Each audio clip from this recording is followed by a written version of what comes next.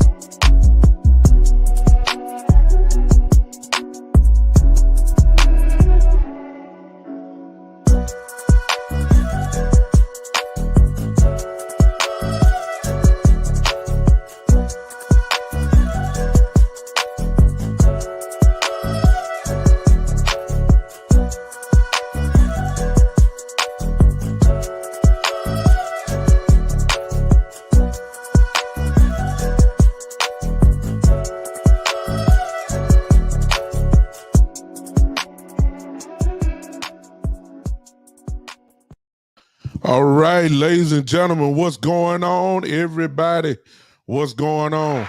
Welcome once again to the Big Time Show podcast that is being seen and heard everywhere right now on the Big Time Show Facebook and YouTube pages, as well as on the Sports Empire Network Facebook and YouTube pages. On Podbean Live right now for those that will be listening to this replay on Spotify, on Pandora, on Google Podcasts, on LinkedIn, iHeartRadio. Welcome to the show.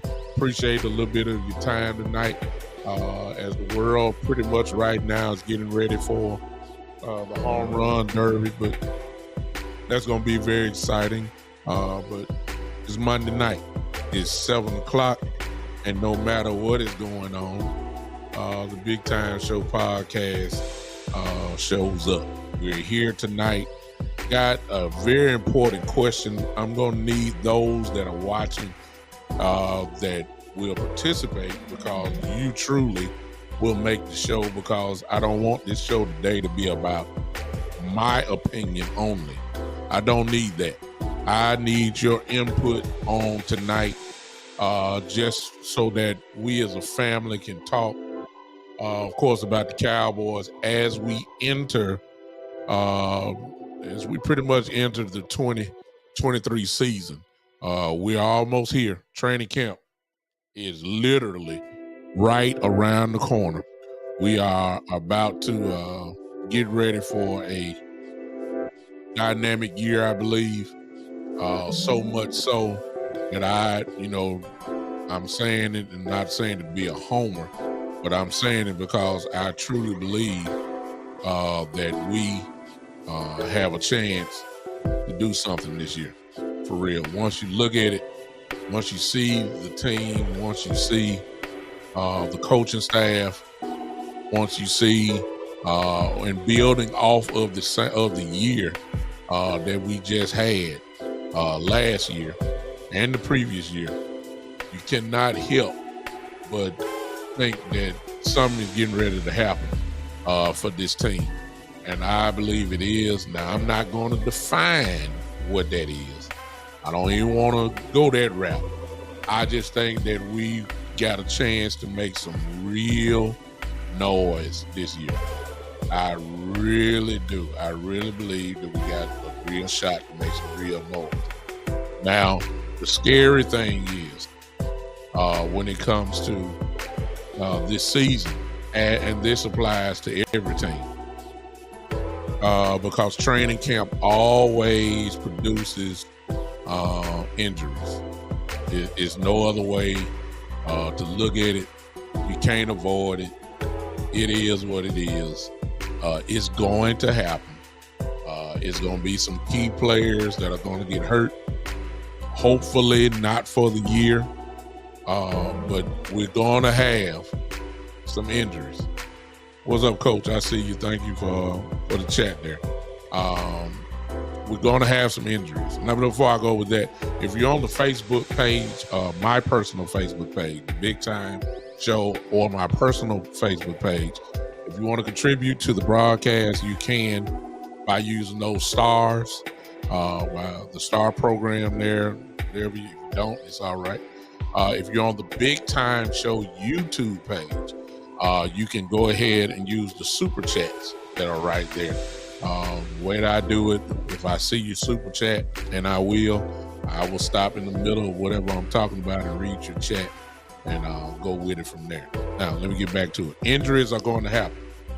It's going to happen. And usually a lot of them happen in the preseason arena, if you want to say it like that, during this time. And when the training camp begins, as well as the preseason games itself. Usually there's some problems. This is the time when ACLs are torn. This is when hamstrings are pulled. This is where you lose guys for 4 to 5 weeks before the season even gets started, because the body has to get back used to, this type of environment. And it dawned on me a question, and that's the question I want to pose tonight, to you tonight, for those that will participate. I have my list, but I want to know, who are the most important Cowboys in 2023? That's what I need to know.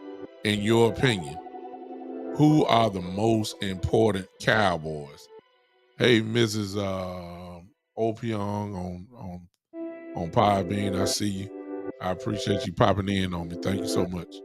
I want to know, who do you believe are the most important Cowboys coming into 2023? And I hope that the Cowboy family will pretty much, I take the Cowboy haters, but I don't really want to hear from y'all. I don't need the ridiculous unbiasedness. I guess you could say that I'm being biased. Not really, because I really want to know, who do you think we can't. Let me pose it this way. Let's pose it this way. Who can we not afford to lose in order to make this season special? Please don't tell me define special, because I'm saying, I'll go on record and say the Cowboys are going to the playoffs. I'll say that. Beyond that, I can't say nothing. I just know the Cowboys are going to make the playoffs. Unless there is a key injury to certain players. I'll go ahead and start it off. I believe number one, and really I could just stop here and do the whole show about my number one. Because see, and this really ain't to all the haters of the Cowboys, because I can't really just say anything to you. But I will say this to the haters of the Cowboys, is that there's a lot of the Cowboy family that has the same opinion as the hater of the Cowboys do. And that is in the area of Dak Prescott. Hey, Jory, in the area or the mention of Dak Prescott, not worried about the haters. I'm talking about the family. As much as y'all despise and disrespect, I'm talking to the Cowboy family now. As much as you guys, or some of you that despise and disrespect Dak Prescott, you know, as well as I know, that we cannot afford to lose Dak Prescott at all. That would be the difference between a 12-14 to maybe about a 8 or 9 game winning wins for the season. Is that crucial? If then. And see, I'm amazed by the popularity last year of Cooper Rush and the illusion of saying that Cooper Rush is on the same level as Dak Prescott. There's a lot of y'all, and some of y'all gonna watch this later. I'm talking to you. All these Cowboy groups I'm in, some of you really believe that Cooper Rush is on the same level as Dak Prescott. Some of y'all believe it. Some of y'all believe that he can come right in and win 12 games for you, just like Dak Prescott did. I mean, he was a part where Dak didn't win 12 last year. Cooper won 5 games last year. He did. You know, you can't knock him for it. He did a good job of game managing. Didn't make incredible mistakes. He did a great job. He did what a backup quarterback, game managing quarterback is supposed to do. That's why you got him, and we have him now. James, what's up? This guy, a lot of people, a lot of Cowboy fans believe that Cooper Rush is on the same level as Dak Prescott. Highly disrespectful. Highly crazy. And that, I tell you what, as much as some of my Cowboy brothers and sisters, I ain't worried about the haters. I ain't worried about them. I'm talking about the Cowboy fans who believe that completely is raggedy. You know just as well as I know that you cannot afford to lose Dak Prescott in 2023. Why? It's very simple. Dak Prescott gives us the best chance to win. Bottom line. And yes, that's above Cooper Rush. I don't even know why I'm even mentioning this at all, but I will. It shouldn't even be a discussion. But in Cowboy land, it is. It really is. There are some that really believe that Cooper Rush is on Dak Prescott's level. And he is not. What's up, Terry? We can't afford to lose Dak Prescott this season. There aren't, and watch this, y'all. There aren't a lot of guys on this team who you can definitely say that they're on what I feel is Dak Prescott's level as far as being available to the team. See, it used to be a time when we said we can't make it if Tyron Smith doesn't play. Well, we done had enough practice without Tyron Smith to know that we can make it. So he's not even on my list no more. You see what I'm saying? We can't afford. As much as you don't like Dak, as much as you don't like him, I'm talking to the Cowboy family. As much as you don't like him, you cannot afford to lose Dak Prescott. There is no way that the Dallas Cowboys can make it without Dak Prescott.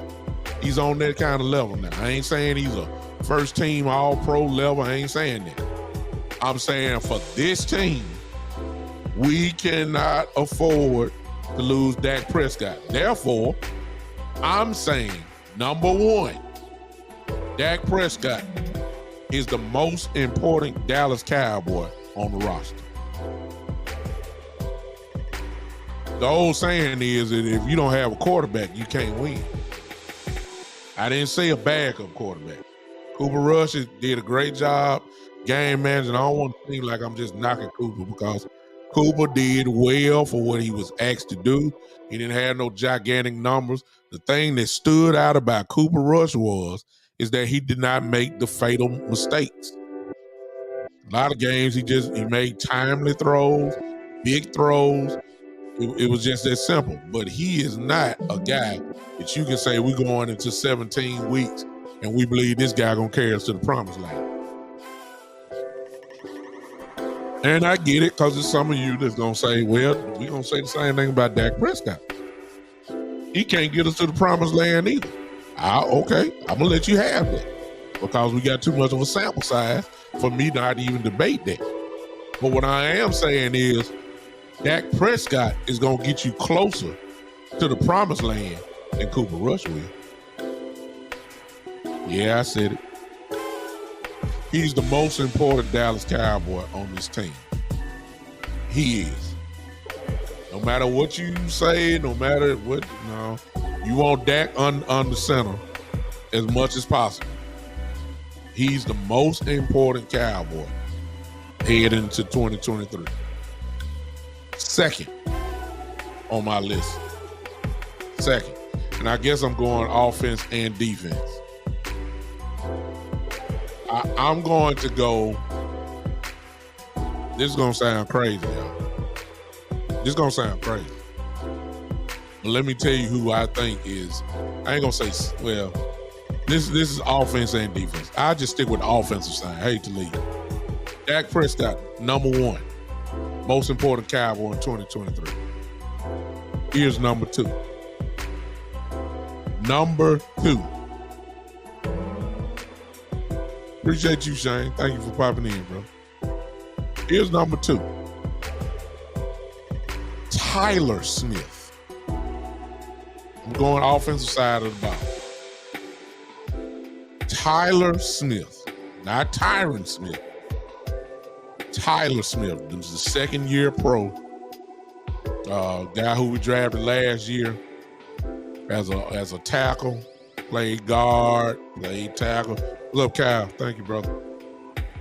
Tyler Smith, number two. Here's my reasoning. Notice I ain't say Zach Martin. I said Tyler Smith.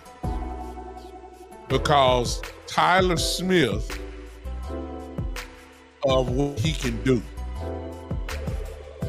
Because he can play left guard or left tackle.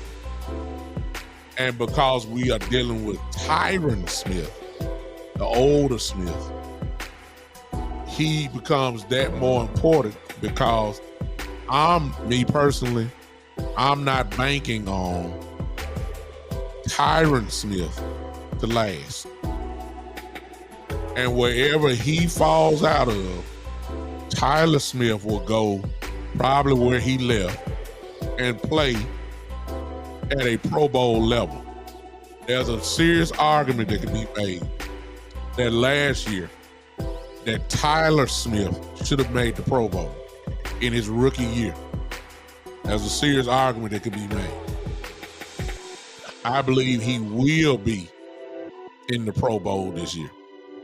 I believe that he will be borderline All-Pro. I ain't say first team. I'm going maybe second team. He's that good. He is now, well, he's not. Zach Martin is the most important lineman. I mean, he's our best lineman, no doubt. But Tyler is the most important because of his flexibility. I just leave it at that. Yeah, exactly. Exactly, Terry. I'm serious. I believe that Tyler Smith is that important to us. It's not Tyron. We done seen enough, too many games without him to know that we can make it without him. We've even missed some games with Zach Martin, and we were okay. Terrence Steele, we've lost him, and we still were okay. I ain't saying the replacements were as good as they were, but we made it. I don't think that we'll be as good at all, offensive line, if Tyler Smith go down. That's what I'm saying. I'm saying it's going to be that big of a drop.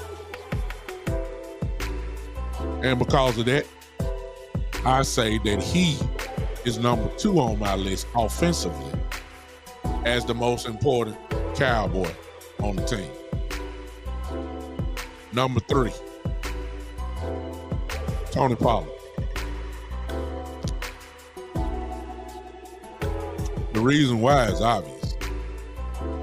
Because he is the straw that stirs the whole drink.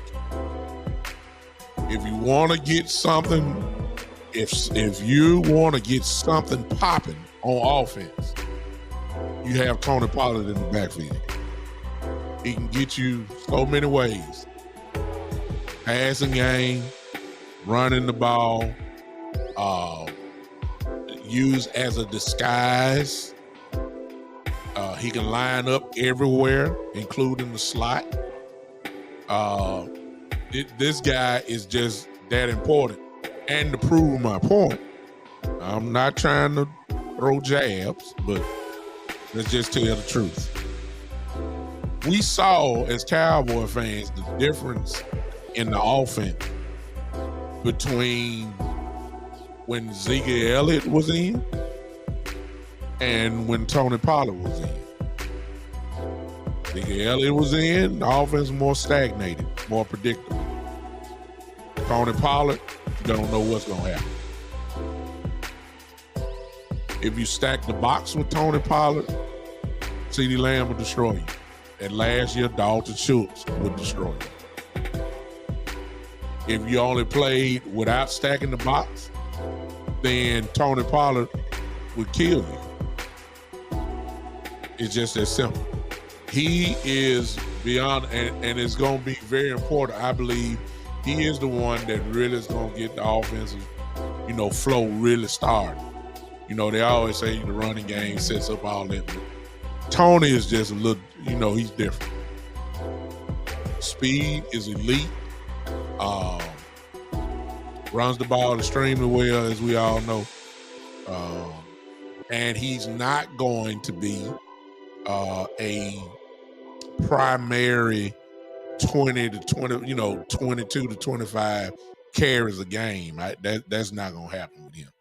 I would not be surprised if he carries the ball about the same amount that he did last year. Somewhere between 14 to 16 times a game. But where he's going to get you at is in the passing game.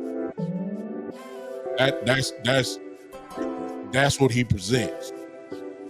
And I believe that he'll be the third most important guy on this offense, beyond a shadow of a doubt.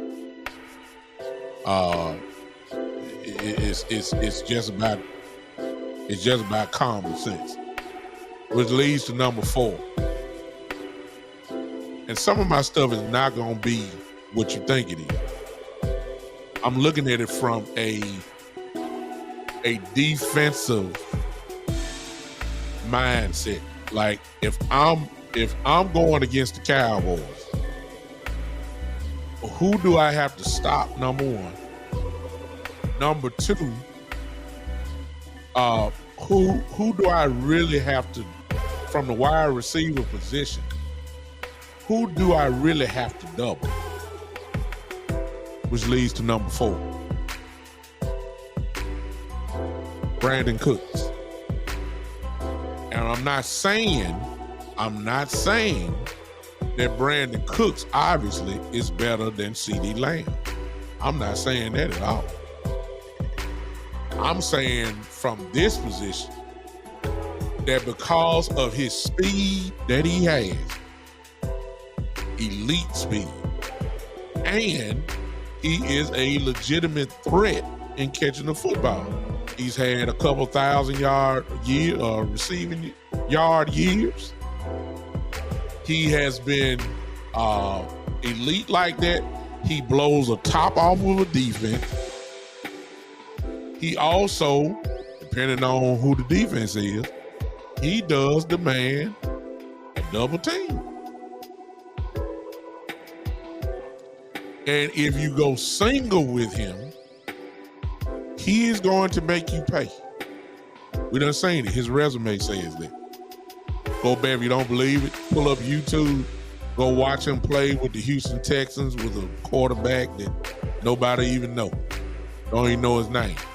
Or go watch him in New Orleans when he was playing with people and had Drew Brees as a quarterback. Just pull it up, watch, and you will see him jump off the game tape. Obviously. because he was that dangerous. I'm saying he's number 4 because of what he's going to do as far as opening up the offense just because of the way he runs. I'm saying that he's going to open it up for CeeDee Lamb. If you choose the double team CeeDee Lamb, that means you're going to single up with Cooks and probably Gallup and whoever our tight end is going to be, which is probably Jake Ferguson. But you're going to open it up there. And Dak Prescott is going to pick and little dip and dab and going to kill you that way if you do CD like that. If you double team Brandon Cooks or you got special coverage on him, then guess what's going to happen? You're making the decision now to go single on CeeDee Lamb. Unless, of course, you're playing the cover 2 concept where you got the 2 safeties covered for both hashes and do it like that. But if you're playing zone, that could kill you that way. So you got to really pick your poison here. You got to really pick your poison. And so I'm saying contrary, I'm not talking skill set wise. I'm not talking who's better. CeeDee Lamb is better than Brandon Cooks. But I'm saying because of what he brings to the table as far as as far as what he brings to the offense, even just his presence on the field, I'm saying he's number 4 on my list. Offensively, that is. Again, you guys, if you're on Facebook, you can use the stars. If you're on YouTube, the Big Time Show YouTube page, you can use those super chats there. Whenever you put something down, because once I get in the flow, I really ain't looking in the comment section. But if you put it in the super chat, it's gonna pop up on my screen, and I'll stop doing what I'm doing to read your comments. So let me try to get my flow going. But I'll look right here. Let me see. What's up, Dylan? I see you say, is this our year? I'm not going to say that. I'm going to say that Cowboys will make the playoffs. I'm saying that we got a real good shot to make a lot of noise this year. I believe that we will. I ain't saying Super Bowl or nothing like that. I think we'll be in the dance, though. And everybody knows once you get in the dance, anything can happen. So that's what I am saying. Everybody be disappointed if the Cowboys didn't make the playoffs. So I'm guaranteeing that. So if you ask me that, is this my year? Yeah, to make the playoffs, yeah. I ain't going past that at all. I learned my lesson a long time ago about saying what the Cowboys were doing. Long time. But we are going to the playoffs this year. I'm saying that. I even say this, Dylan. How about this one? Since you're a Philadelphia Eagle fan, the Fly Eagles Fly game. I say this. The Dallas Cowboys will win the NFC East this year. How about that one? Yeah, I'm saying that. The Eagles can only fly so high. Yeah. Gonna clip them wings this year. You're gonna need, the only way y'all gonna win, I got a super chat.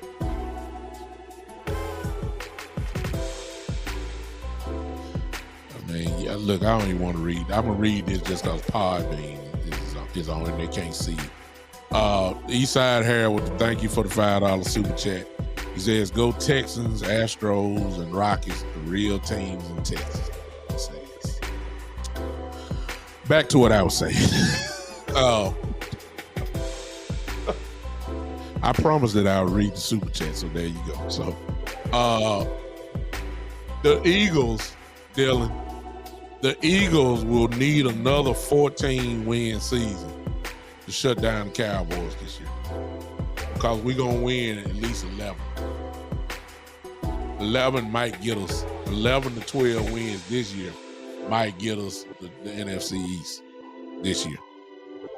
So there's my prediction. The Cowboys, Gene, you here too. Okay. So I'm not saying Super Bowl for us, but I really believe that we're going, and I'll tell you why. Philly,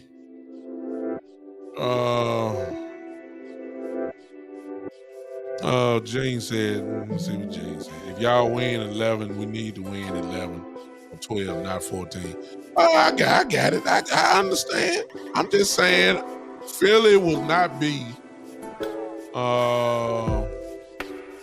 as potent as they were last year. That's what I'm saying. And I'm saying that the Cowboys have gotten more potent than they were last year.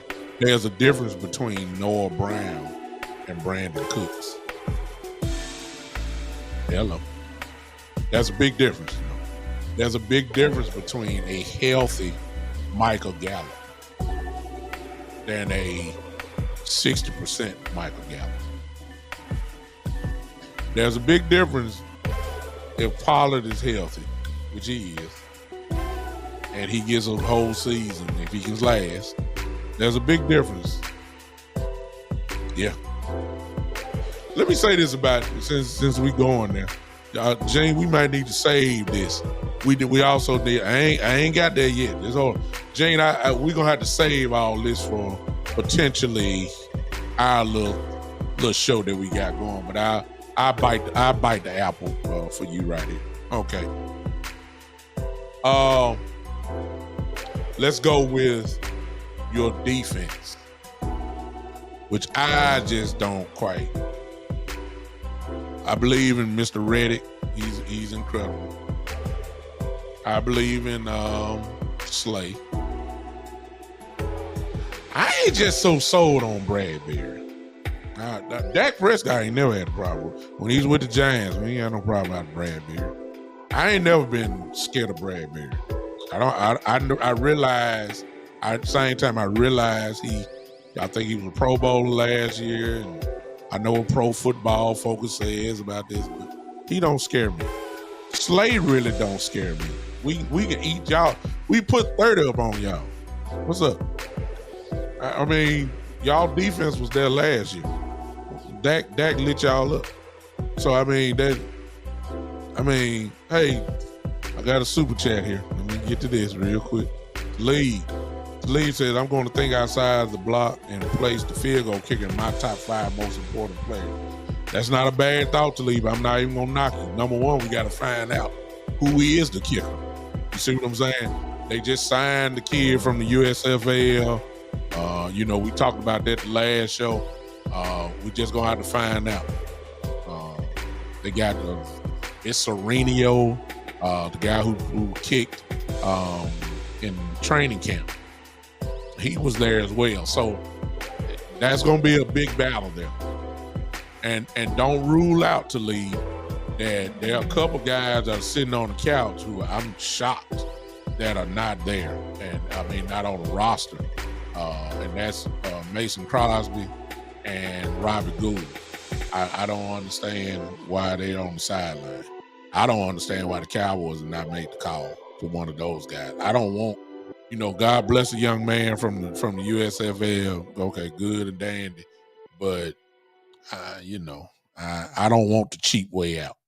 When you're all in for 1 year or you're trying to do something special, you don't need to be great on defense, pretty good on offense. Then when you get to the special team unit, you're saying like, we hoping that the kicker is good. We ain't got time for hopes.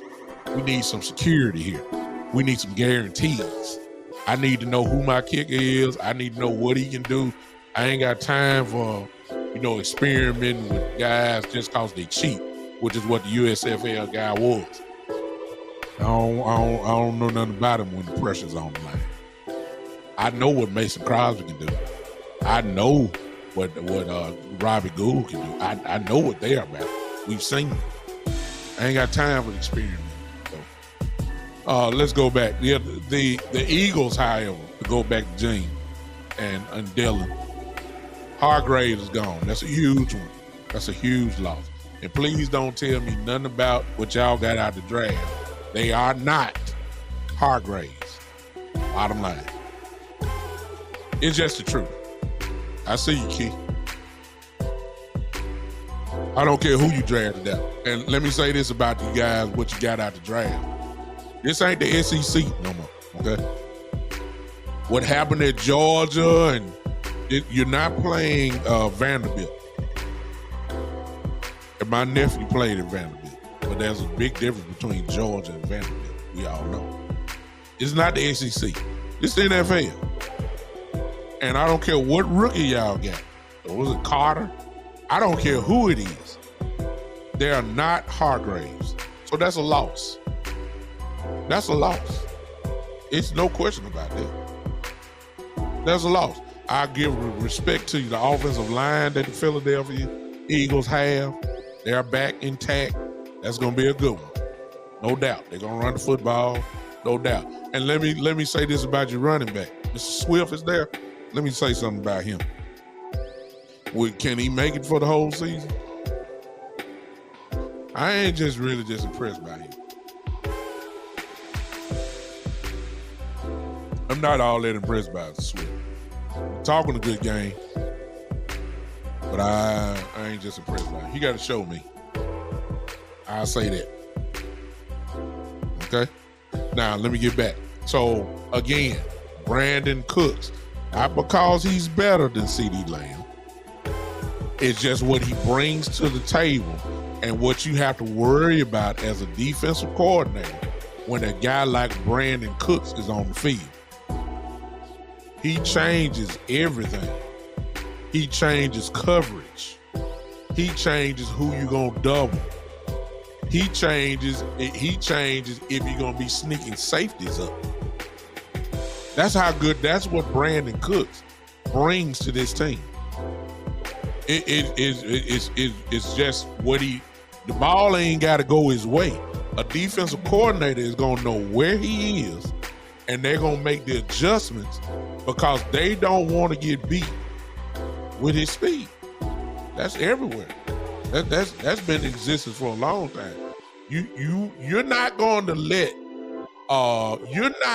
let Brandon Cooks go man on man. I'm just saying. You're not going to do that.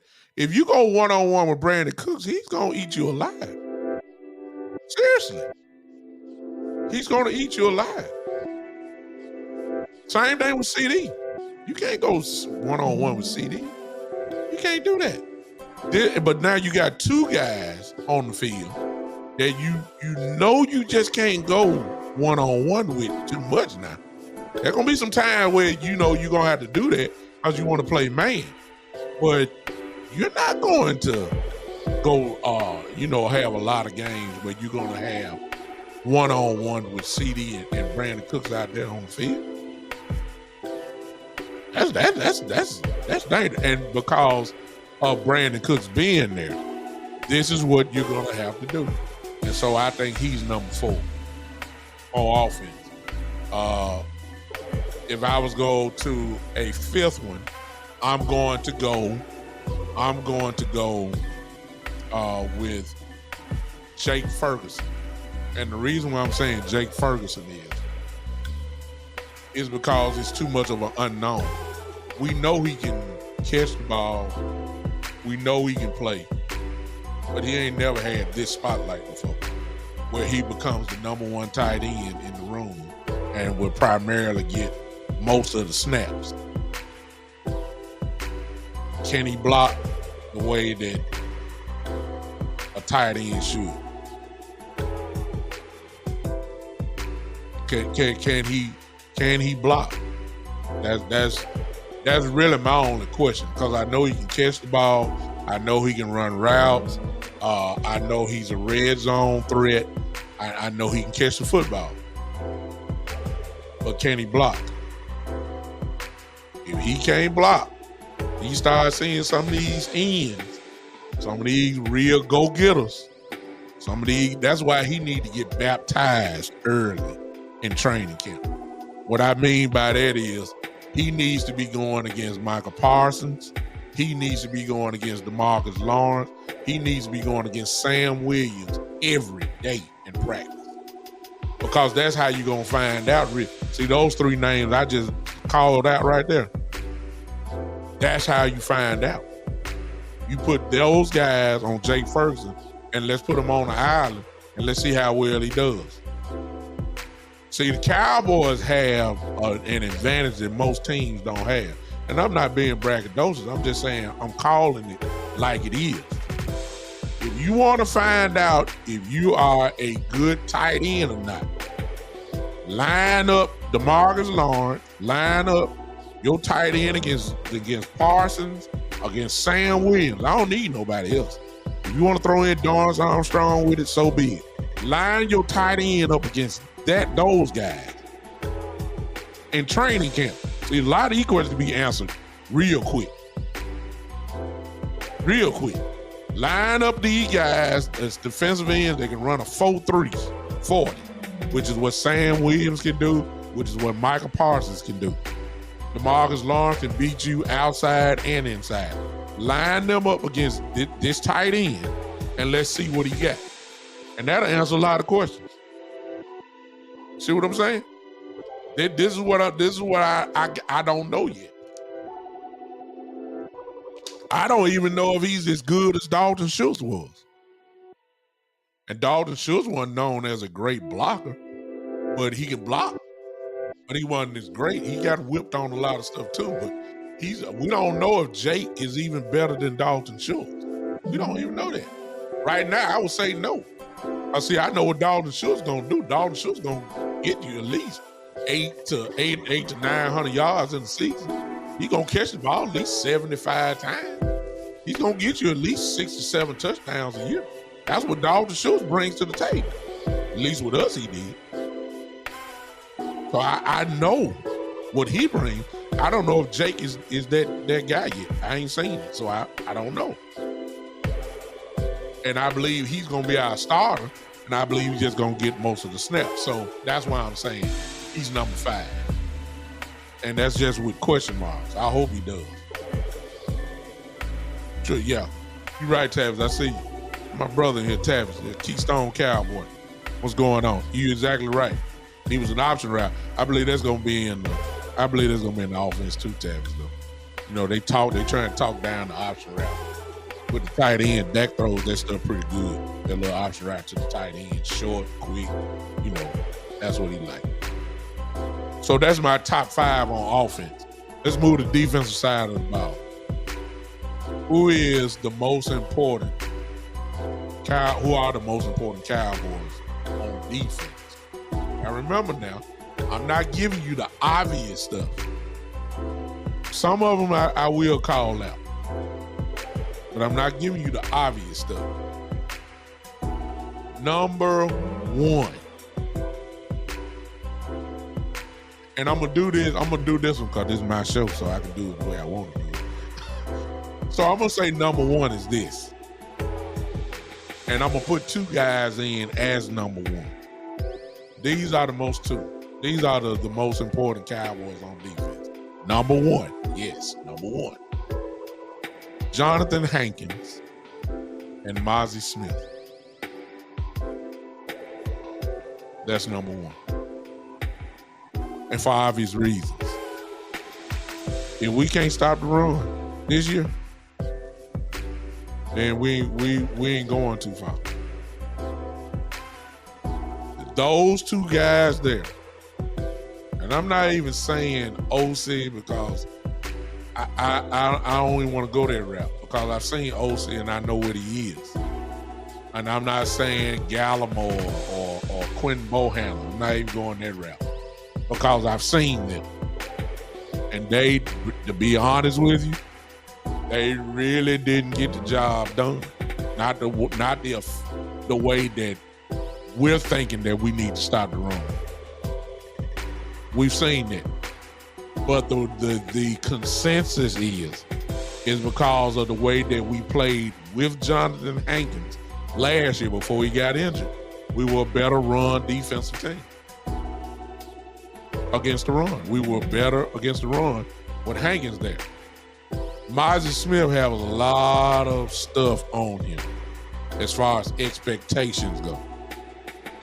If he can meet those expectations, this defense is going to be a very, you know what I've said already. I'm saying they'll be a top 5 defense this year, which is great. If Mozzie Smith and Jonathan Hankins do what I think they can do, I'm going to go ahead and bump them up to maybe a top 2 defense this year. We got to, with those 2 guys, they got to step up from the get-go. There needs to be a message sent that you cannot run against the Dallas Cowboys. Those 2 guys there are going to be a big reason why. Those 2 guys, Jonathan Hankins, Mozzie Smith. I really believe those are the 2 most, well, that's my number 1, our defensive tackles. And I'm particularly talking about Hankins and Smith. They have got to do it. And can they do it? Hankins can. I can't give credit to Mozzie Smith yet. Hello, cool. I can't give credit to Mozzie Smith yet. I can't give them that. I can't give them that. This defense have a chance to really be special this year, building off last year, and with the acquisitions that we have added to this defense. There's no reason why the Dallas Cowboys defense should be ranked in the top 5 this year. All the sacks we had last year, all the turnovers we had, you got better on defense. There's no way that this defense should not be in the top 5 this year. No excuses. No excuses. They should be top 5. But the most important ones, the most important Cowboy on defense this year, I put it in 2. Jonathan Hankins, Mozzie Smith, because we have got to stop the run. If they don't do their job, then it's just gonna be a repeat of last year, which wasn't too bad. It wasn't bad. I mean, we was in the top 10 in defense last year. It wasn't bad at all. I'm just saying to take it up to the next level where we start talking top 5, top 3. That's what I'm talking about, which is what I think we're going to be this year. And it's all going to be because of the big boys in the middle. Number 2. Now this going to sound, I ain't talking about, I'm not saying, I'm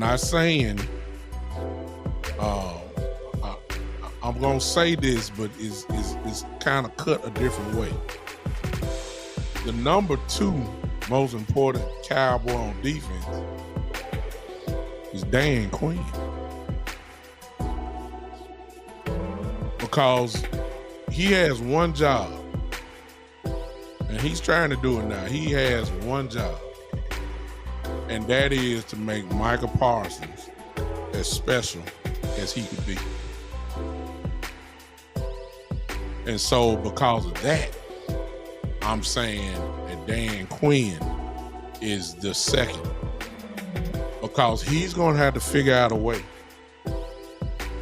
to make Micah Parsons as potent as he could be. Line him up everywhere. Get him on the edge. Get him in the middle. He's just as dangerous in the middle as he is on the edge. He has to make this dude a defensive player of the year type guy, which Parsons obviously is capable of. He has to make this guy this year, because I believe that it's going to be, and for the obvious reason, which I'll get to in a little bit. Dan Quinn has to be. He's got to make it. He got to. Hey, if this was chess, Micah Parsons is the queen on the board. He's got to make that queen count. He's got to. And Quinn has done that. Quinn has done it. You know what I'm saying? He's that. He is that. Keystone, I see. Keystone saying mine is okay. Well, I'm coming to that. I'm just saying Dan Quinn, because not only forget that, he has to orchestrate the whole defense. And it's a lot of weapons on our defense. A lot of them. And Quinn, I have no doubt that Quinn is going to be able to do all this. No question. He's done it since he's been here. I want to see Parsons go to the next level. Now, Parsons is my number 3. And it's real simple. Parsons has to be that dude. And we all know who he is. That ain't even a question. We all know Micah Parsons is that dude. But I want to see that next level. Now, he's already taken it to the next level. We just got to see how he plays with it. And I'm talking about his weight. Just in case you don't know, Michael Parsons added on another 20 pounds. He's now going to be playing at 255. He was dominant when he was skinnier. Now he's going to be 255. Let's see if he's still that same guy, or he has even gotten better because he's gotten stronger. The speed is still there. Everybody say he's still running 4.3, so the speed is still there. Now can he take on blocks when he get, blocked in the run game and chipping something? Some of that stuff used to hurt him. Or at least, knick-knack injuries and stuff like that. Get swallowed up in the block where the extra pounds not gonna hurt. So he's gonna be playing at 255. So I got a feeling this year we may be seeing at least, and we really don't have a gigantic sample size, but I really believe Michael Parsons is gonna have his greatest year this year. He's my number 3. Quinn is my number 2. Jonathan Hankins, a combined Jonathan Hankins, Mozzie Smith is my number 1. Number 4.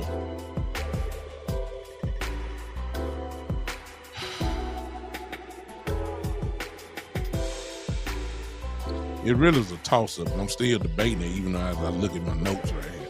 I'm really debating. I don't even know what I want to say because I'm going to have to eliminate the other one. Number 4.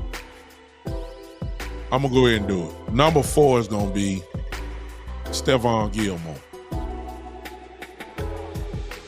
And the reason why I'm saying Stephon Gilmore is more of a wish than talking about last year when he's with the Colts and all that. My wish is this. Please let us have one more or 2 good years with Gilmore. Because if we do, this defense will be top 3 defense in the league.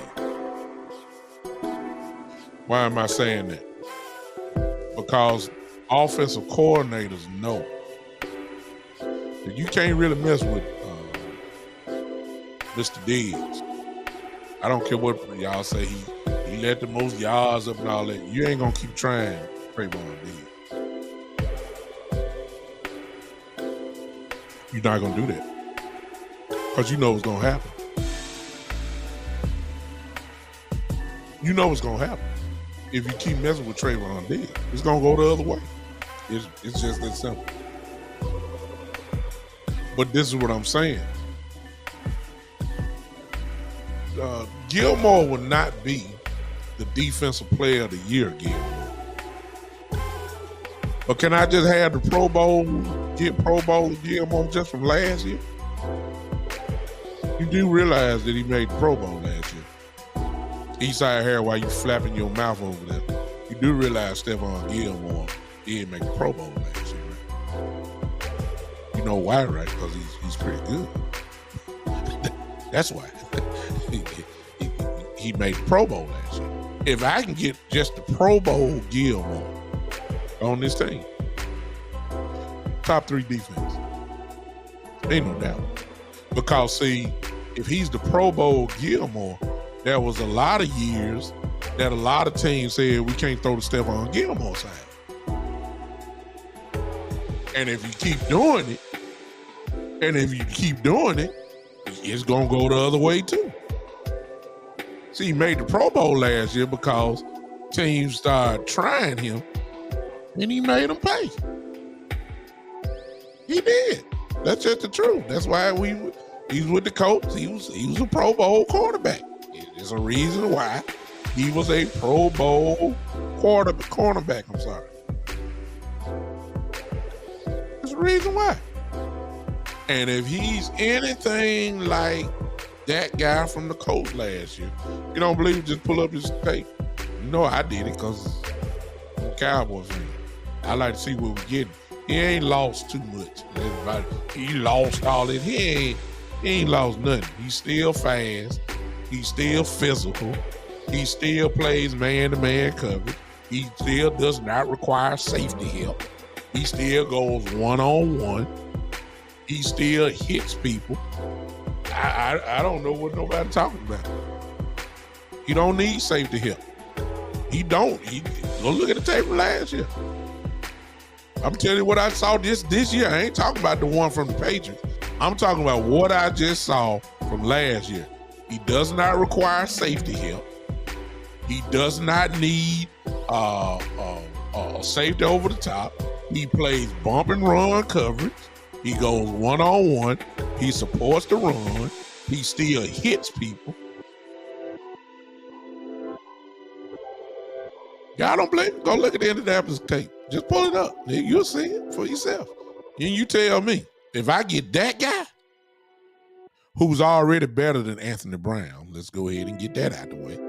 There's no question about that. If I get that guy to go alongside Diggs,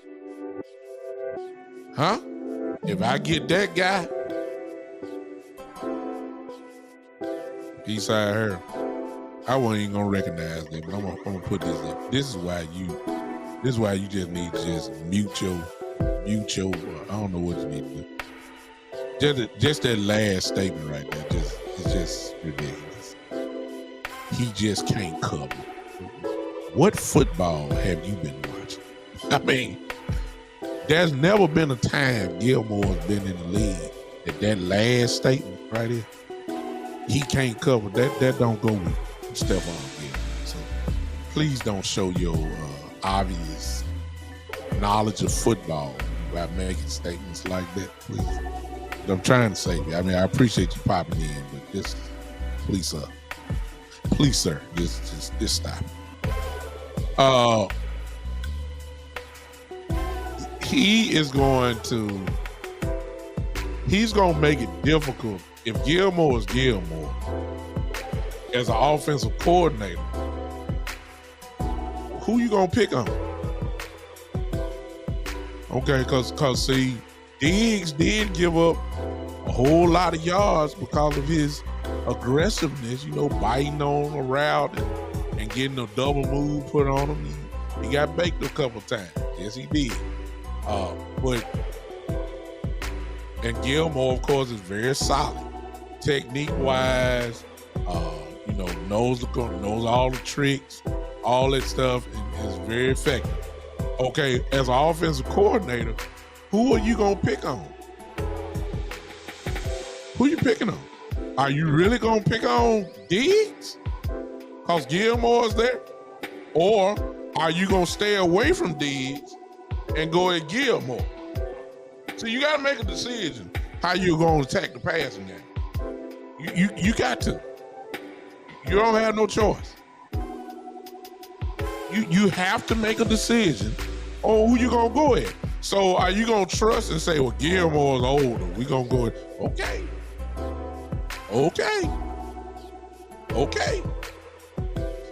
That's why I'm saying it's not, I need Gilmore to be Gilmore. He ain't got to be the Patriots Gilmore. You don't have to be the player of the year, defensive player of the year. I don't need that. I just need him to be the Indianapolis Colts Gilmore from last year. That's all I need. If I get that guy, we finna have fun this year. That's all I need. I don't need nothing else. I'm telling you the truth. Y'all know I'm telling the truth. Number 5. I guess I'll close with this. And this was a little close to me. I'm going to go with Sam Williams. yes, I'm going him past Diggs. A very close second to that. And I'm not saying who's the best players, y'all. I'm just saying these are the guys that's going to take this defense to another level. The next guy is Sam Williams. And the reason why I'm saying Sam Williams over Donovan Wilson, over Trayvon Diggs, over Javon Curse, all these guys, I ain't going linebackers. I'm saying Sam Williams because he really is a different type of dude. And what I mean by different is he can be a very serious problem for offenses. He can really be a serious problem. The kid is a defensive end, and he's fast like Parsons, running a 4.3 40. Y'all know if you watch his game film from last year, he is a problem. He's strong as an ox. He can wreck a game, run game. He can wreck quarterbacks. It just seems like he's always by the quarterback. He's there. I mean, he is a problem. If he takes the next step, last year was his rookie year. If he takes that year 2 jump that I think he's more than capable of, this defense has become a real problem. You're going to have Parsons sometime, Williams in the game, Marcus Lawrence in the game, maybe even Dorrance Armstrong. I mean, this is a serious NASCAR type package that's going to give folks a lot of problems if this dude do what I think he can do. He's the type of dude that can carry this defense up to another level. More of an impact, I believe, than Dante Fowler, perhaps. I believe he can have that type of impact. More than Dante Fowler. Fowler had a great year with us last year.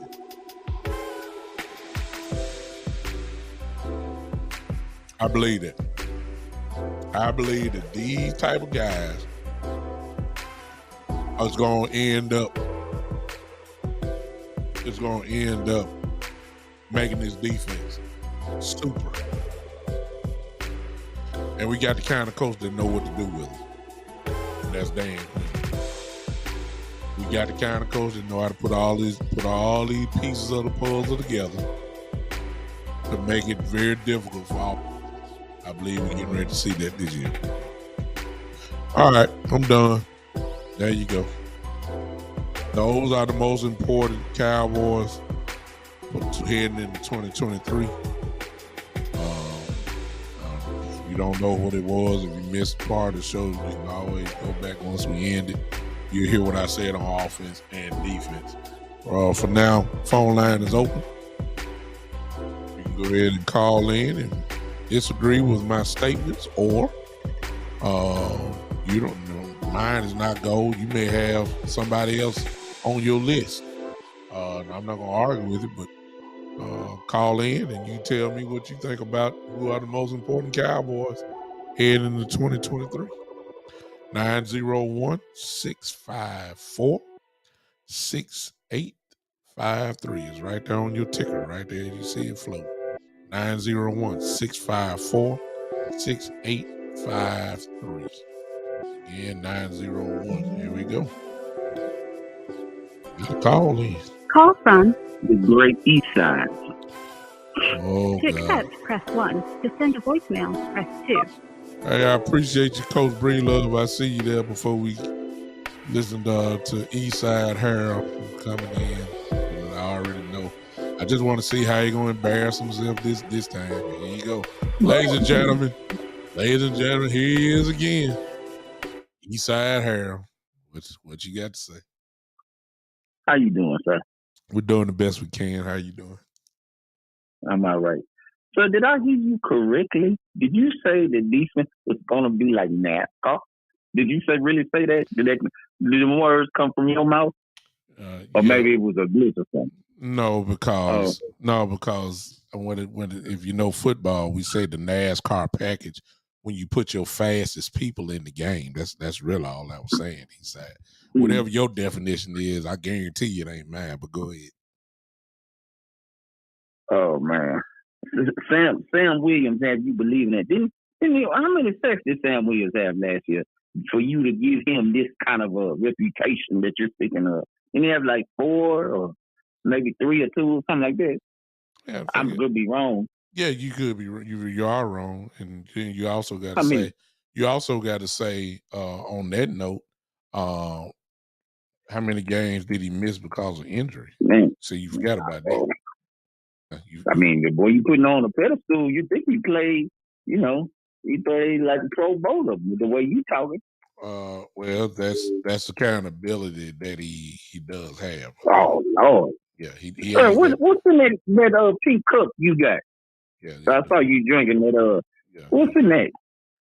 That don't worry about that. Just it's something that you can have. That you understand. That's all you need to know. So I got another issue. Not to go off topic, it might not have nothing to do with you, man. I don't know if you heard, but your boy, Boss Cowboy. I know you do a little show with him or whatever sometime. You know Boss Cowboy, right? You know I do. Go ahead. I heard that man compare Deacon Dakota Prescott to the great Warren Moon. I've heard that blasphemy, and I was like, I wanted to jump through the screen. I was wondering, did you hear that? Do you compare that to Warren Moon, sir? I mean, if you asking me if I had a choice of who the quarterback I would take Warren Moon. But if you, you think? No, I don't think. You think? I don't think I would. But let's just go with this since you brought that up. I mean, what did Warren Moon do? Oh, sir, Warren Moon is a Hall of Famer, sir. Yeah. Warren Moon been to a top of championship, sir. I got that, but let me ask you this question. And he is a Hall of Famer. That would mean he's one of the greatest of all time. Did he win? Oh, sir, he got wins under his belt. He didn't win a Super Bowl, but hey, man, he did something. He got in that Hall of Fame, sir. You had to get it out the mud. He's a great football player. We don't want to act like he's not. We know that, but what did he do? See, he didn't win nothing. So Lord. He didn't win nothing. He didn't win. He wasn't a great football player, sir. I ain't say he wasn't a great football player. I just told you he was a great football player. I said he didn't win. And the only reason why I'm saying that is because that's what Dak Prescott hadn't done. He hadn't won. No. And it's kind of unfair. It's kind of unfair to do them because they played a different game then. Warren threw the ball a lot, but not like these guys do. So when you compare the stats at this particular time in Dak's career to Warren Moon's career, it's probably going to be almost similar.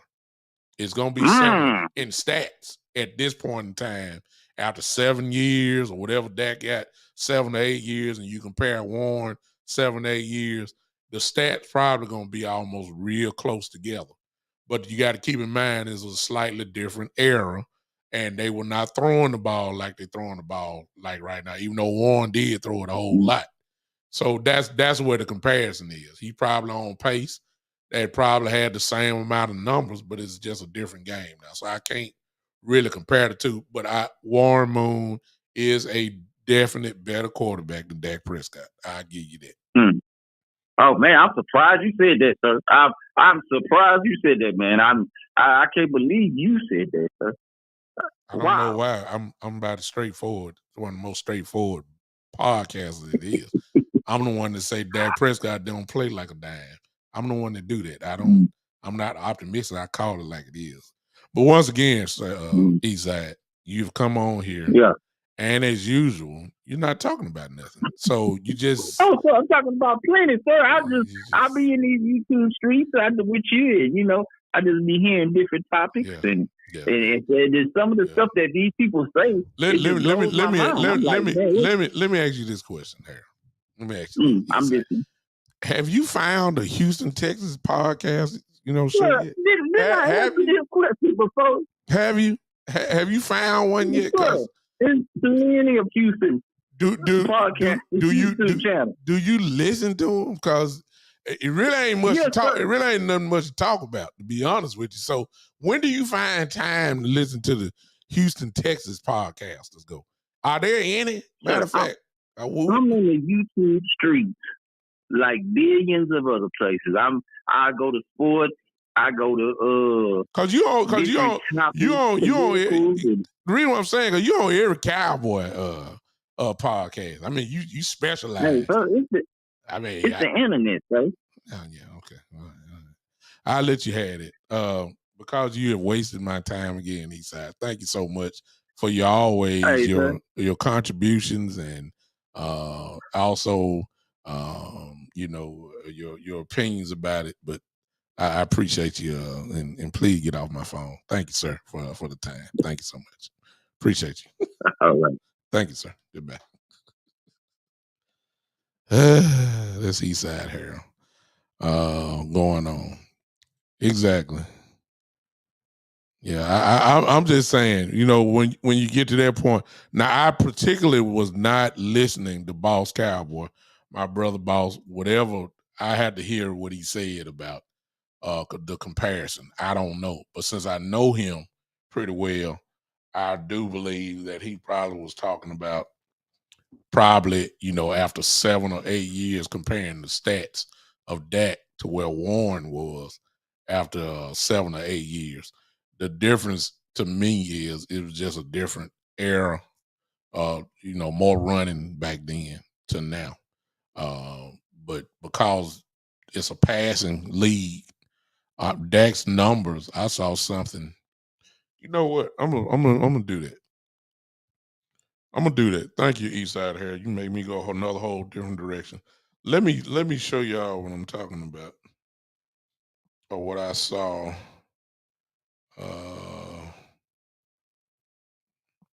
Let me see here. Let's see here. Let me see here. I gotta find it. I got to find it. There was you can call in if you want to. You can call in if you want to. I'm looking for something that I know I got in my phone that I don't have. Go ahead and say, I'm gonna read some of your stuff. Coach Bree Love, man, look. No, Coach, he got it most of in the CFL. Warren Moon would be the all-time leading passer if he wouldn't have went to the Canadian Football League, where he was great up there, and that's where he made his name. In the Canadian Football League, he's a Canadian Football League Hall of Famer as well, because he lit them up in Canada up as well. So he's a great quarterback, but he didn't win anything. And I thought that when it comes to the quarterback position, see how the goalpost east side move the goalpost. When he started talking about Dak, when I asked him did he win anything, but the first thing when you start talking about Dak Prescott, that's the first question they say: did he win anything? Yes, he won. What did East Side say when I say he won? He won a lot of games under his belt. Well, guess what? Dak got a lot of games under his belt. But the goalpost move when it comes to Dak, though. See, that's what I'm talking about. See, East Side. I ain't want to bust you out like that, but you just made it so obvious. See, when it comes to Dak, you want to say he ain't won this, he ain't won that. Then I asked you about Warren Moon. Did he win that? He won a lot of games under his belt. He's a Hall of Famer. See what I'm saying? I thought winning was the thing. That's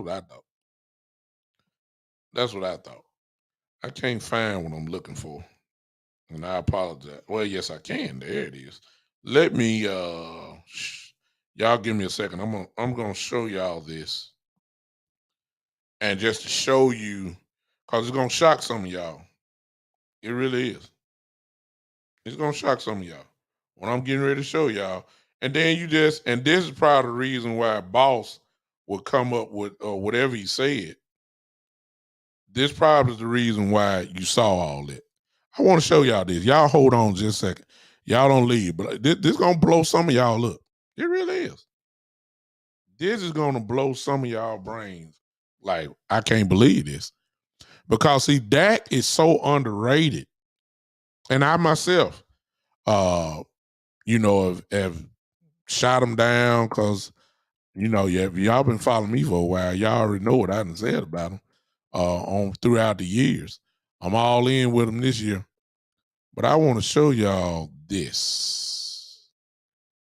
Yeah. Yeah, I want to show y'all this. I want to show y'all this. And it might be a little blurred, so I read it to you. But I'm going to show you this. This is going to blow you up. Watch this, y'all. Here I come. Speaking of our quarterback, I want to show you guys this.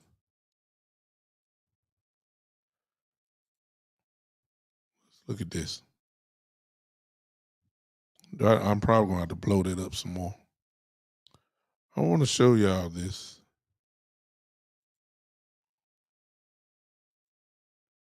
And I'll read it just because it's about as big as I can put it. All right. So this is Dak after 7 seasons with and all the rest of these quarterbacks, all of them going to be in the Hall of Fame as the comparisons. Now, in fairness, I'm going to say really the one that we should be looking at probably is Drew Brees more than Ben Roethlisberger and Tom Brady. And the reason why I'm saying that is because Tom, of course, early in his career with the Patriots when they were winning, they were pretty much a run the ball and play defense type team in his early, first couple Super Bowls. Ben had Jerome Bettis, Parker, he really didn't explode until the crazy numbers until Antonio Brown really got there. Not, Plaxico was pretty good, but he wasn't Antonio Brown. So I'm saying it was a lot of, it wasn't a lot of passing going on with that. Exactly. And Ben, of course, had a great defense, obviously. Back then, it was the Steelers and the Ravens defenses that were, 1 and 2 in the league and all that. So let's just go with that. But Drew, on the other hand, I think is a fair comparison after 7 years because Drew been throwing the ball ever since he came in the league. He was the offense. And so let's look at this. I don't know how well you guys see it, but if you can't see it, I'm going to read it. So after 7 years, Dak Prescott, who had a running back his whole career, who ran the ball, even with Ezekiel Elliott, even the young Ezekiel Elliott, Dak Prescott has 2,185 completions. Drew Brees, with all the throwing he did, had 1,921 completions. Dak Prescott, this is just after 7 years, Dak Prescott has 24,943 yards, and that's with a running back. Drew Brees, who did not really have a running back, only had 21,189 yards. So Dak Prescott and Drew Brees threw nonstop. So, and now Drew did have a running back in his first couple of years because he had LaDainian Tomlinson in San Diego. So I'm going to be fair to Drew on that. He had LaDainian Tomlinson. When he hit New Orleans, he was passing the ball nonstop. But 24,943 yards. Drew had 21,189 yards. Dak Prescott in 7 seasons has 166 touchdowns. Drew Brees has 134. Ben Roethlisberger in 7 seasons had 144 touchdowns.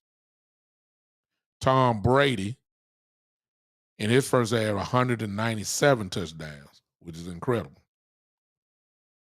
Dak Prescott in his 7 seasons, and really a lot of it, the biggest one was last year, had 65 interceptions. Drew Brees had 99 interceptions in 7 seasons. Ben Roethlisberger had 86 interceptions in 7 seasons. Tom Brady had 86 interceptions in 7 seasons. Dak only had 65. These are the stats.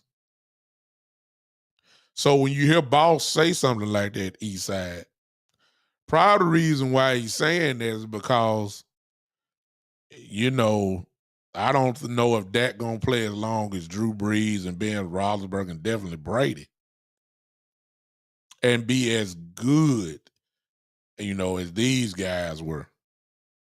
But if he does, he gonna have Hall of Fame numbers. And so let's go back to your statement, Eastside. Warren Moon never won anything, but he had the numbers. And those numbers got him into the Hall of Fame. And Warren played for a very long time as well. But it wasn't that he had rings on his finger. It wasn't that he was all that kind, he didn't win anything. Never made a Super Bowl.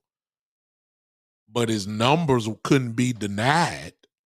And so they had no choice but to put him into the Hall of Fame. Now, Ben played 20 years, I believe, something like that. Drew played over 20 years. Brady, of course, played 50 years. Warren played right at, I don't know how long he played. I may have to look that up. Let me look that up real quick.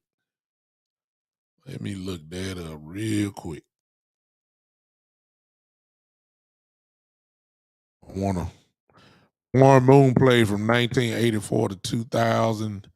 That is 16 years. 16 years he played in the National Football League. I mean, hey, according to this meme here, now Eastside, if I know you quite well, you trying to figure out a way how you can kill this, but you can't, cause the numbers are the numbers.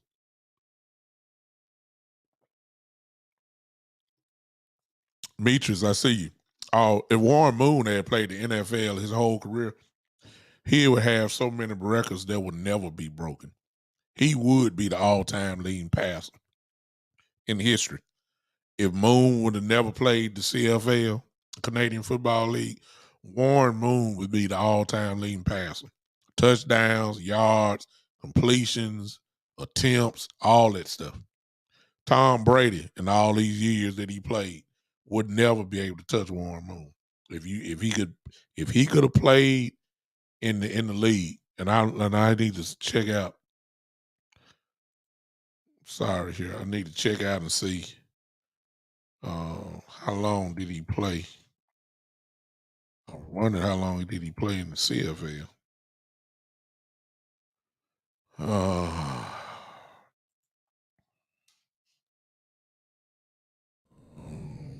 Y'all looking it up before me, but I'm not even seeing your comment. I don't know how long he played in the CFL.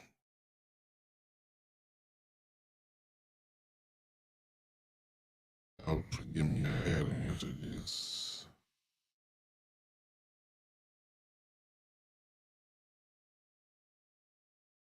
He's 6 years in the CFL. That's unbelievable. So combined, he played 20 years in the league. If Warren Moon would have been in the NFL for those 6 years, I mean, whoever you throw at, Brett Favre, whoever, they wouldn't be able to touch Warren. Nothing. So I'm not saying Warren is not a great player. I'm just saying going by the standards that y'all use for Dak. Like you just heard Eastside. He won a lot of games, but when it comes to Dak, did he win a Super Bowl? See how the goalpost just changed. But this right here, this little meme right here, as you can see, Dak is on a pretty good pace right now. I'm just saying. You do realize that and there's a lot of jury that's still out. There's a whole lot of games that got to be played for a lot of more years. But I will say this: there are plenty of guys that are in the Hall of Fame that hadn't won anything. They just had incredible numbers that got them a gold jacket. Now, I'm just saying, Eli Manning is one day going to be in the Hall of Fame. Eli Manning is. Eli Manning had a lot of bad years, though. I think he led the league in interceptions, I think 2 or 3 times. You see what I'm saying? He had, but Eli Manning got something that a lot of guys ain't got. He got 2 rings on his finger, and he has royalty in his last name as far as the NFL goes. That's going to get him in the Hall of Fame. Now, he may not be a first ballot Hall of Famer. Shoot, he may not even be a third ballot Hall of Famer. But one day, he going in. And he ain't going to have nowhere near the numbers.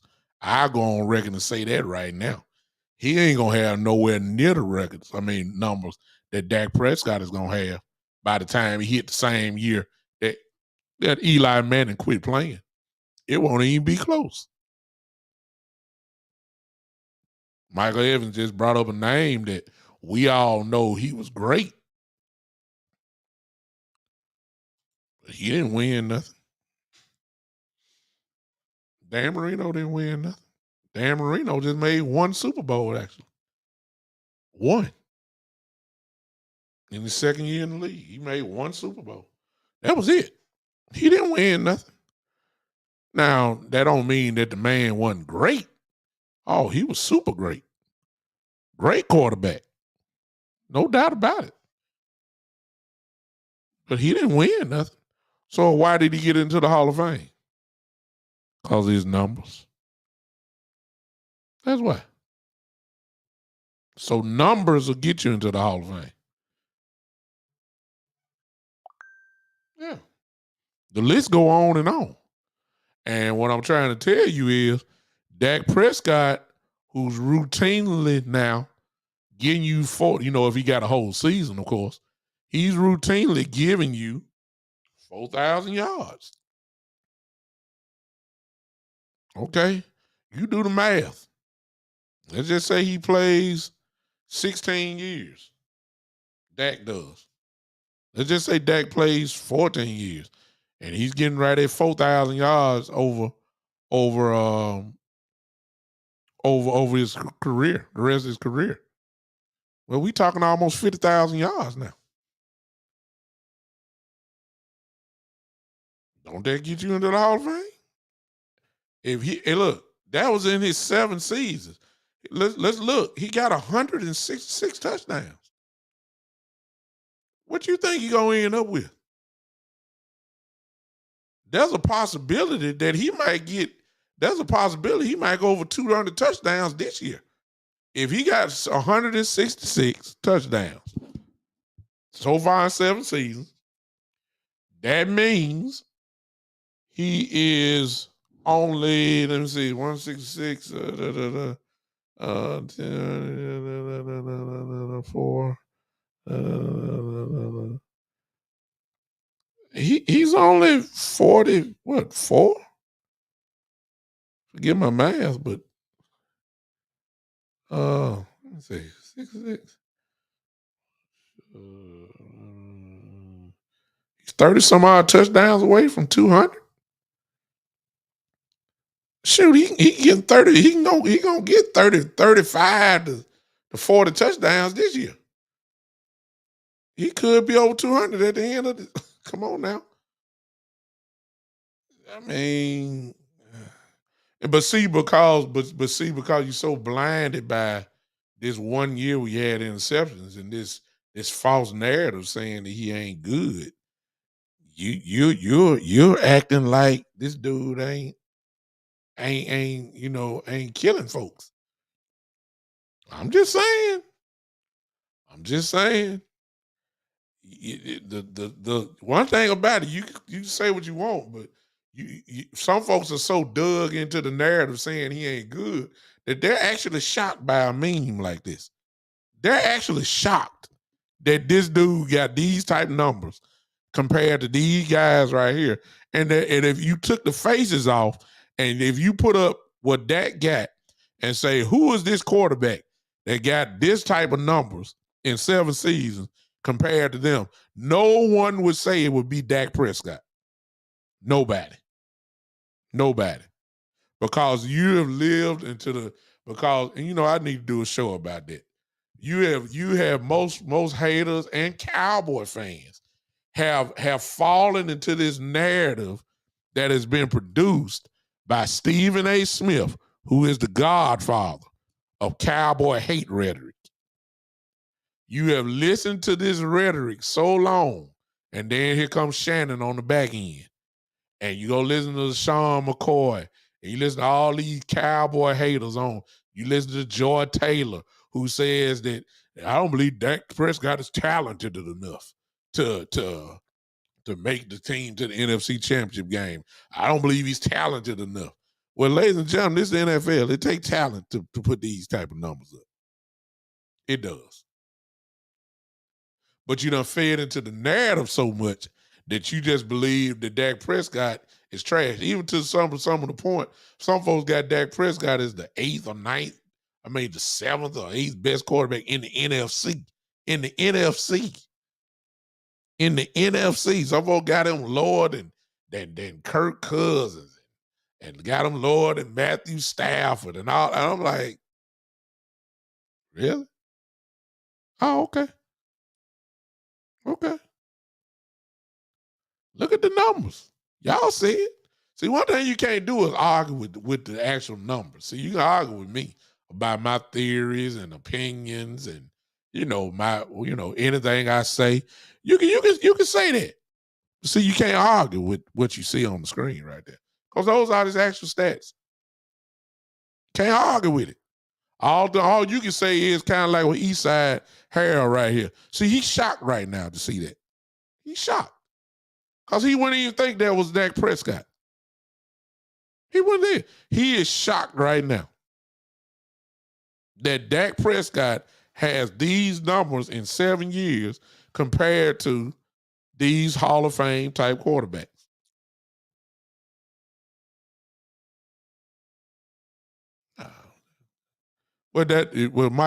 Mike, you know what? You're right about that.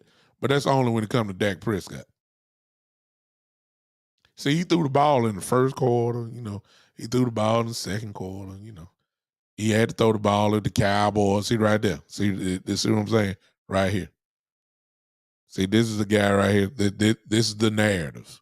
Because, see, you heard that on ESPN. Garbage time stats. See what I'm saying? See, I'm going to do a show on Stephen A. And the reason why I'm going to do it I love Stephen A. Smith.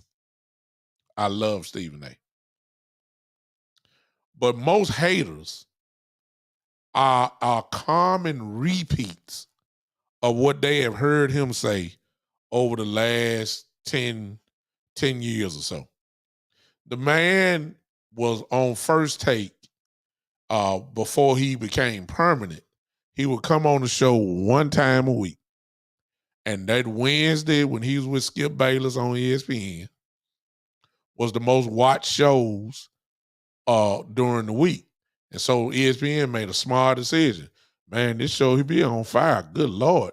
What would happen if we had him on TV every day?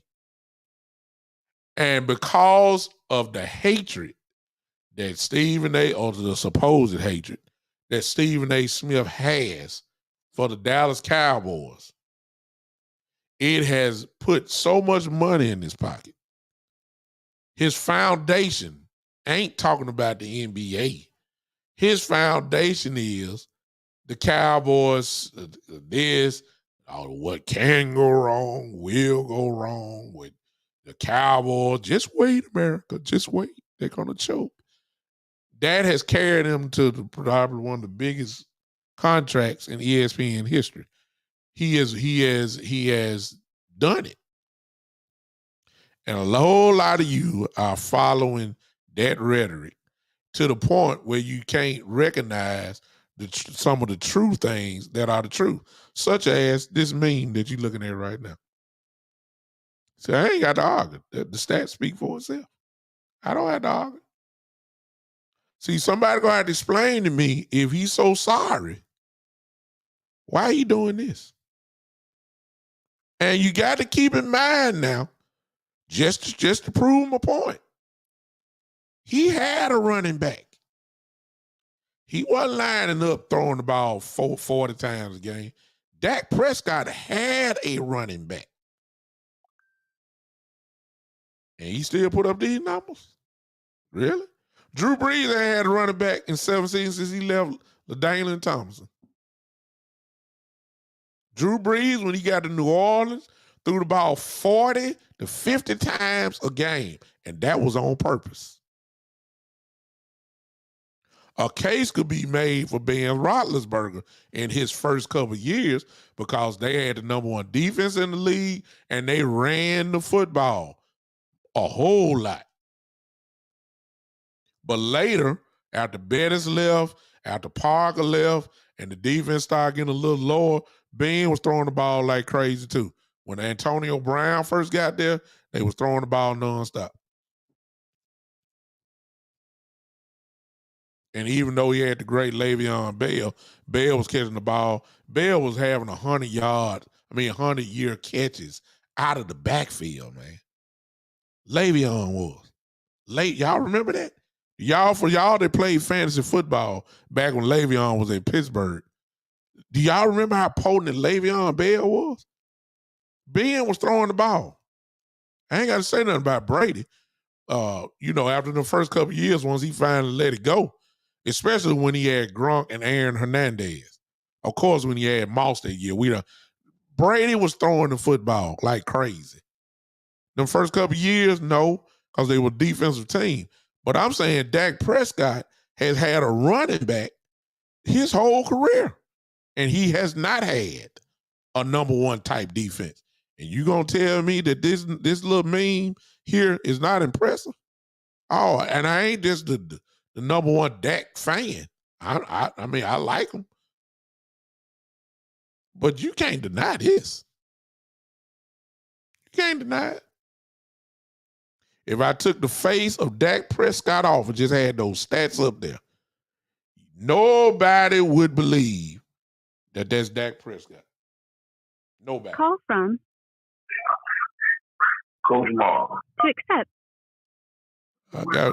Ladies and gentlemen, I got my brother in. It's Coach Marv now, so I don't know what he coming with, but I'm gonna let him go ahead and on the dance floor.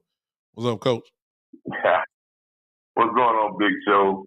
Hey, man, I put a message in your comment, man. I want to elaborate on it, man. Those who control the media control the general thinking the most. Yeah.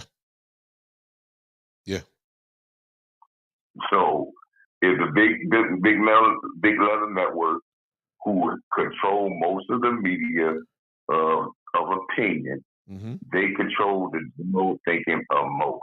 Yeah. Without any evidence, without any research, they hear what they hear and they run with that because they say that's what they say. Mm-hmm. No doubt. So when you investigate things, you find out that if you don't do your own research, you don't do your own studying, you do not understand. You go on an opinion of others, and they may be. And those opinions are sometimes pushed because those narratives bring attention. Mm-hmm. And they are going to push, even though they may not believe it themselves, but they're going to talk about what makes money. Mm-hmm. So if you look at that list that you have right there on the screen, Mm-hmm. Dude, I don't think people understand that Drew Brees won one Super Bowl. Mm-hmm. And the year that he won the Super Bowl, they had a two-headed running back in New Orleans, and they were number 2 in the league in rushing. Mm-hmm. And their defense was in the 2. Mm-hmm. And that year that they won the Super Bowl. Other than that, they have not touched the Super Bowl again, because even though Drew Brees had great numbers, but if you look at the year they won the Super Bowl, it may have not been the greatest numbers that he had, but they had a balanced football team. Yeah. If you look at Ben Roethlisberger, mm-hmm. Ben Roethlisberger had one of the worst Super Bowls when they won the Super Bowl against Seattle that a quarterback can have in a Super Bowl game.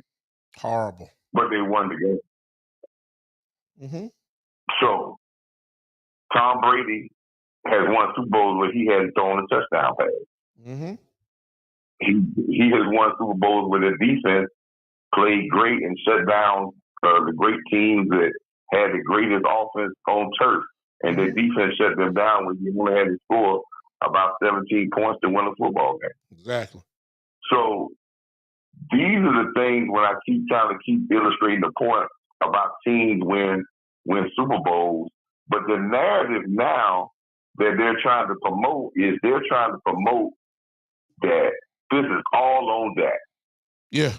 But then when you look at the Cowboys ranking of other position groups, which we don't think is right, they give us lacking them other position groups, but then they say it's all on that. If you listen to a lot of the media, they say that the Cowboys are weak in this area, they're weak in that area, but it's all on that. It's strange to me that we don't understand as a Cowboy nation that this is this propaganda to try to get to the point of they want failure to boost it up so they can have failure and they can have a storyline. Yeah. So, like I said, Dak Prescott, Tony Romo, I go back all the way back to Roger Staubach. People don't understand, man. Roger Staubach was destroyed every year that they tried to get to the Super Bowl. They couldn't win it. Man, people were talking trash about Roger Staubach, saying he can do all this, but he can't win the big one. Mm-hmm. I remember they wanted to run Troy Aikman out of town after they went 1-15, saying that he was a bust. Yep. They said that. I remember when Jerry Johnson left and the Dallas Cowboys team started to go down in talent, and Troy Aikman started having subpar years. They were like, "Man, get rid of him. He's not worth it." But again, when you don't have the surrounding team and the surrounding organization and the whole thing's not put together, great players are starting to look average. Mm-hmm. I have said this before. If you don't have a great player,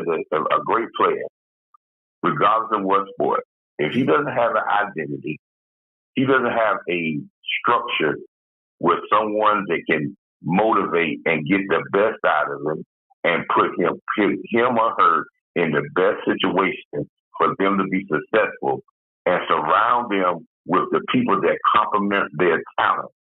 Mm-hmm. They will be good, but they will never be great. Exactly. You put those things around a player.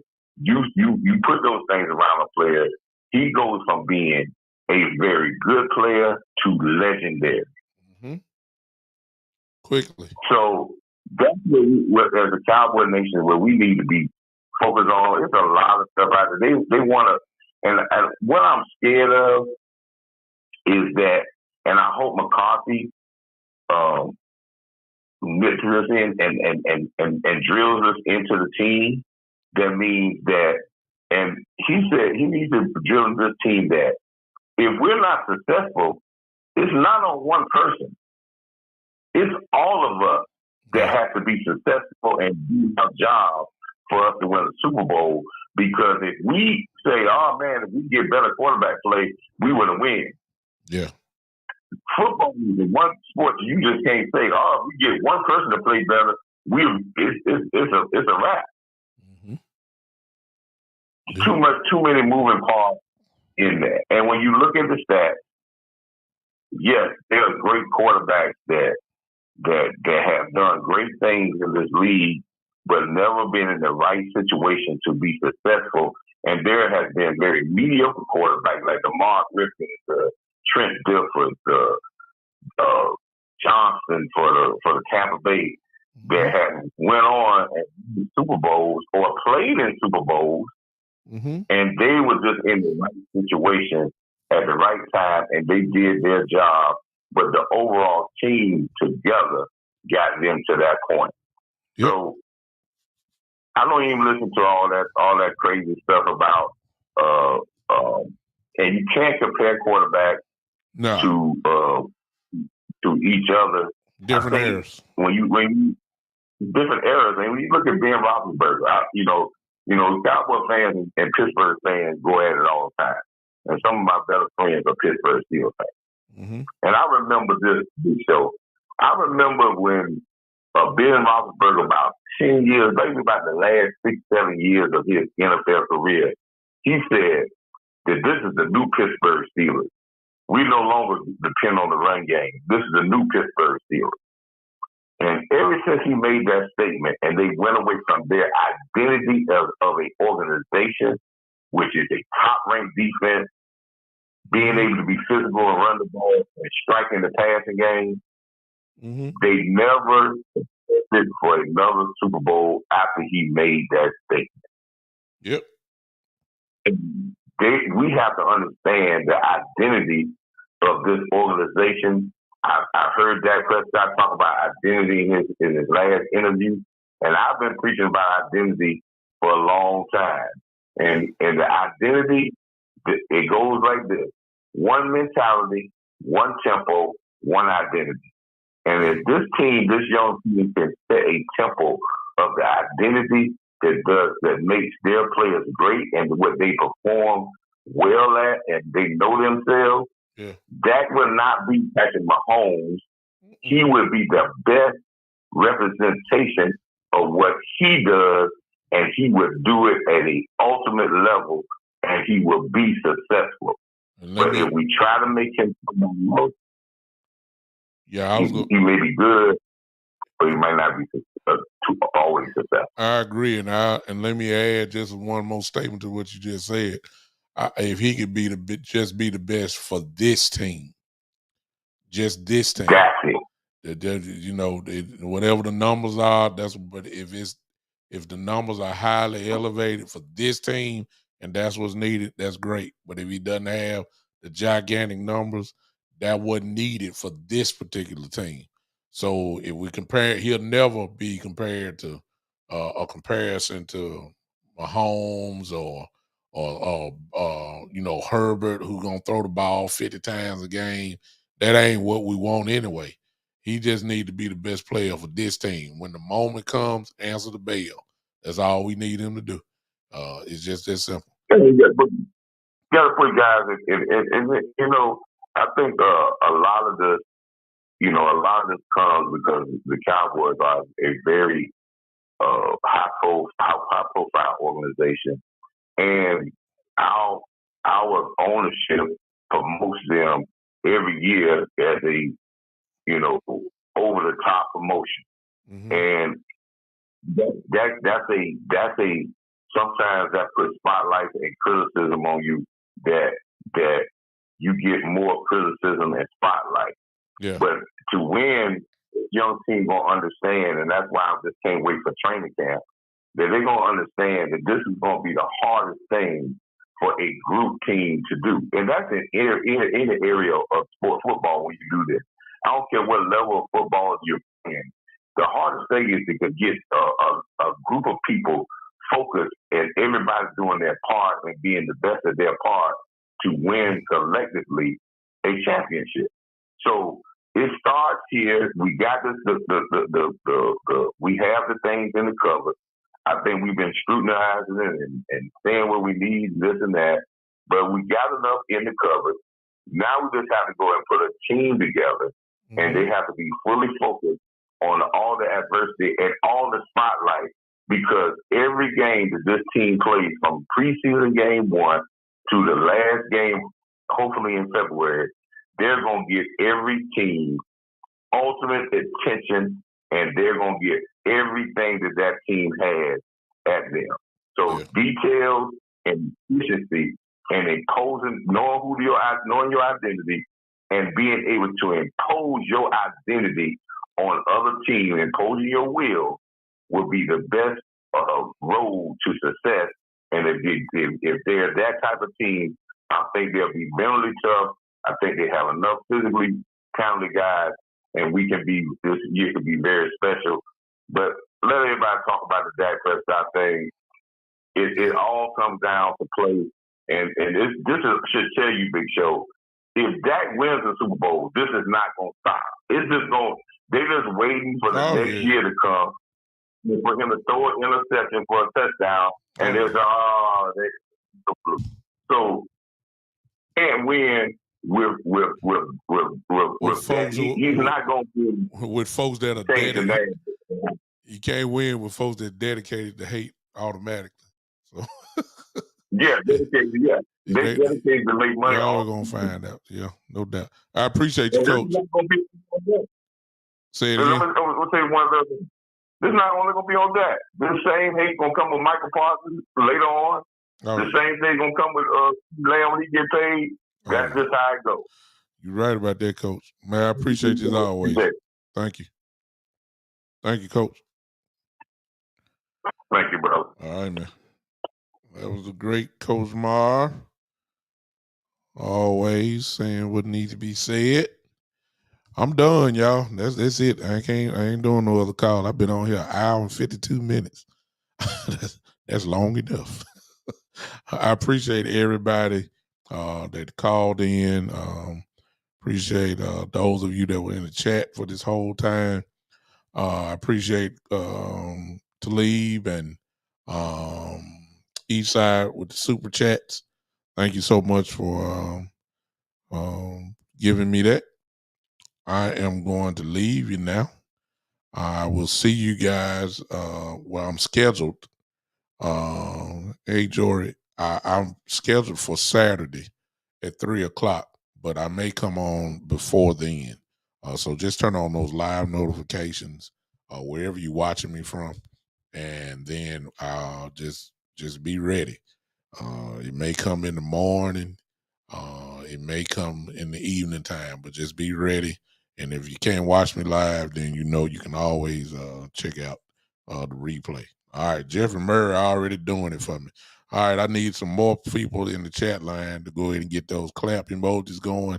Y'all know how I end my show. We leave out grooving. Some folks just like to listen to my music. I'm serious, because it's jamming. You know it is. So I'm going to go ahead and do it. I need one more person. Go ahead and give me some clap emojis, and then we'll get out of here. I'll see you guys on definitely scheduled for Saturday at 3, but stay tuned. May come to you before then. All right. I'm serious. I need to do a show on Stephen A. Smith. Not derogatory toward the brother, because I love him, love his work. But he is the godfather of recent years of the reason why a lot of the narratives are what they are. It really is that simple. Appreciate you, Mike. I see it. We can go and get out of here. All right.